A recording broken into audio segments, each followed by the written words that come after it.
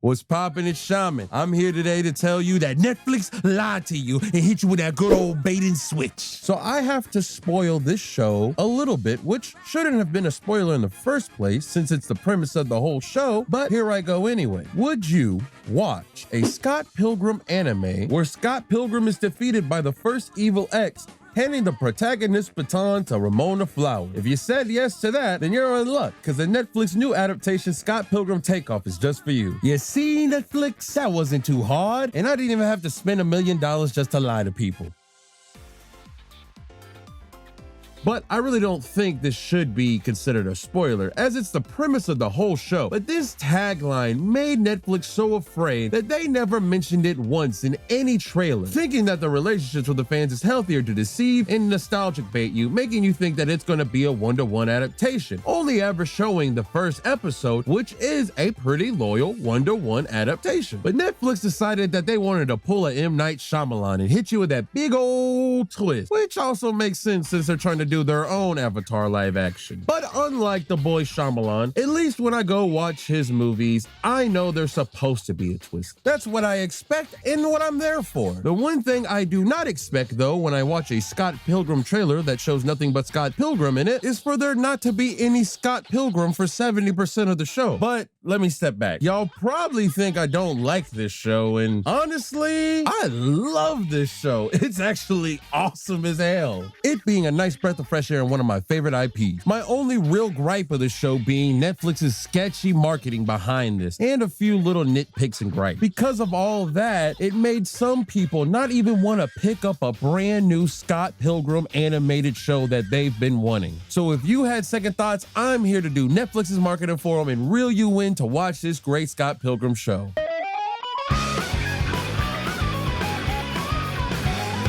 And if there's any other confusion, going further, you should think of this as like a sequel DLC add-on to the original story itself. Because you should have either read the book or watched the movie to truly get the full experience that this anime is trying to show. And that's just the thing with What Ifs, because you need to know the original source material to play with it. You can't have that big shock value of knowing that Gwen Stacy's alive if you didn't know that she's supposed to die and be a big moment for Spider-Man and Peter Parker's growth. It's like a canon event.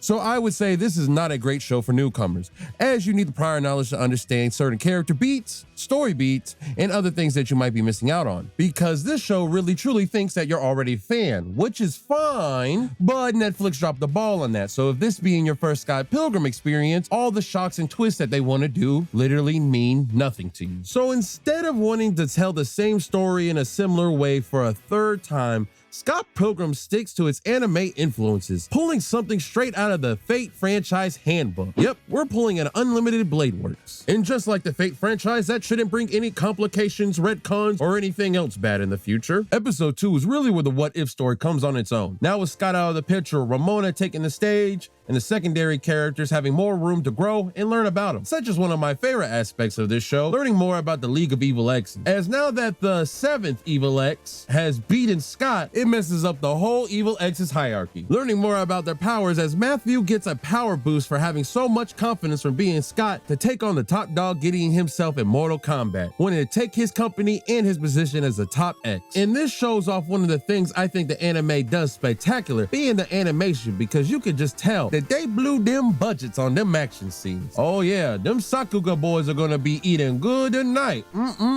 But with this scenario, Matthew defeats Gideon, leave him in the gutter, taking the top G position. Having these characters split off from their original desired paths, it's interesting to see where their stories might end up. While back with Ramona, she is still grieving over the loss of Scott, while some of his friends seem to not care or have even better lives now that he's not in the picture, just adding to another dynamic layer onto these friendships and chemistry. For example, Knives takes Scott's place in the band and they start actually doing better. Some characters find closure. Shoot, Wallace is just happy to have his bed back, which makes you think that, dang, Scott might be a really toxic person or a real bad friend. But at least Ramona's feelings for Scott dive a little deeper, truly submitting their relationship as a love at first sight. As the movie adaptation of Scott Pilgrim vs. the World is about Scott Pilgrim maturing and coming to terms with himself, Takeoff is the mirror version with Ramona maturing and finding herself, as this show makes it abundantly clear that she is used to running away from her problems but now has to face them head on, which in turn helps herself and her exes find find some type of middle ground or closure, and even having some type of understanding for someone is evil and abusive like Gideon, that you don't have to have a relationship with them, but you don't have to stoop down to their level and have hatred in your heart. And what I mean by that is not to leave a toxic trail behind you like what Ramona and Scott both do to their exes.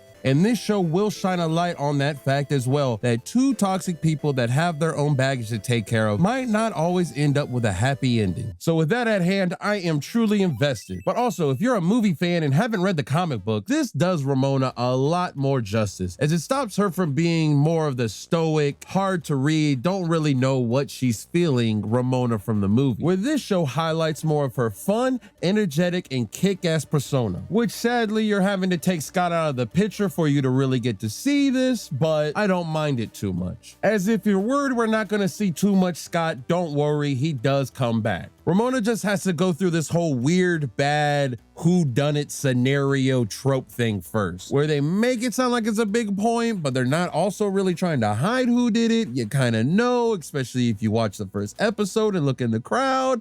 It's all a little meh. But there is a nice little twist at the end of it. Just understand that this story isn't really about Scott Pilgrim the person, it's more about the Scott Pilgrim universe, giving the rest of the cast some more growth and depth to them, giving them time to grow, and also some attention to some story beats that might have got neglected and not had much time to fully be fleshed out, now having a real chance to be on full display, especially with the evil exes, as they go from one-note obstacles to truly rounded characters in their own right, with exception to one who just like to get in his cheeks clapped. I will say, however, if you're looking forward to some more of Scott's friends or exes to be a little more fleshed out, you might be a little let down, as I think they were really starting to run out of runtime. For example, Envy. She doesn't get to have the nice, complicated woman relationship with Scott where she was getting pushed away in the comic books. Instead, she's more like her movie counterpart, being a rich pop diva bitch. Kim, on the other hand, gets a little more depth added to her from her movie counterpart, giving her more justice, but nothing as much as the comic books did. Oh, and for my people that was hoping for that Lisa Miller to finally be in one of these adaptations, I'm sorry to break it to you, they still didn't put her in there. I think she's still just a background character, maybe. But I think these are things that they might be holding off on for another season of this show, as the ending kind of alludes that we might be getting more of Scott Pilgrim. And I think that's where we're going to see some more Scott Pilgrim, which gives credence to why they want to focus on Ramona and her exes for now, and not try to delve too deep into Scott's life without Scott being there, being able to handle the situations himself. He at least addresses his mini lad situation with knives though. But Ramona at least gets to have a nice, healthy relationship with Lucas and Roxy now. Todd becomes a joke, the twins are still a meme, and they stay far away from Gideon's whole sex slave thing. Thank God. So to end off, I just want to talk about some of the good things I like this animation. Oh my God, mwah, chef's kiss. This show really goes above and beyond, mixing cartoons and anime together to really sell home the Scott Pilgrim stylization that it has, having a perfect marriage of the two. I don't think there's one moment of any action scene I didn't look at that screen and go, oh, that's awesome. And this show is so beautifully stylized because many of their choices with animation, from the way they blurred characters by overlaying instead of gouging blurring them, then from their cartoon smearing of characters in action to anime-like particle effects and framing. The one thing I really like about this ending is that there's an eighth evil X. Spoilers.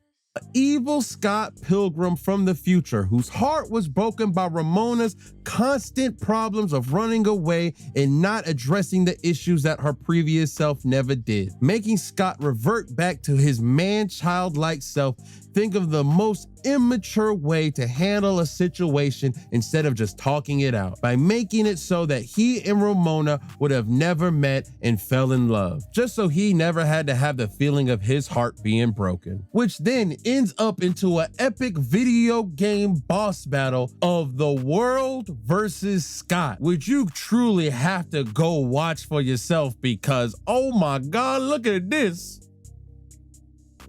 But with a finale like that, anything more would really just be spoiling it for you. I recommend you truly watch. But I am conflicted on this show that I love, as it's not the Scott Pilgrim adaptation I expected. However, it is the Scott Pilgrim adaptation I am happy that we got, as I think it fits perfectly into the Scott Pilgrim multiverse that we might be getting into. It is just sad to see, though, that Netflix almost ruined this great Scott Pilgrim adaptation, almost clipping its wings before it could really take off.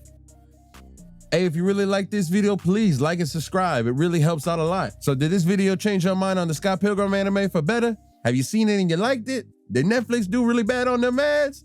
I think so on that one. But you let me know in the comments down below. And if you want another video to watch, I definitely highly recommend my DCAU video, where I go more in depth about the DCAU and EU and what the ups and downs and failures were. But let me know what else y'all want to see from me, and I'll see you next time. Peace.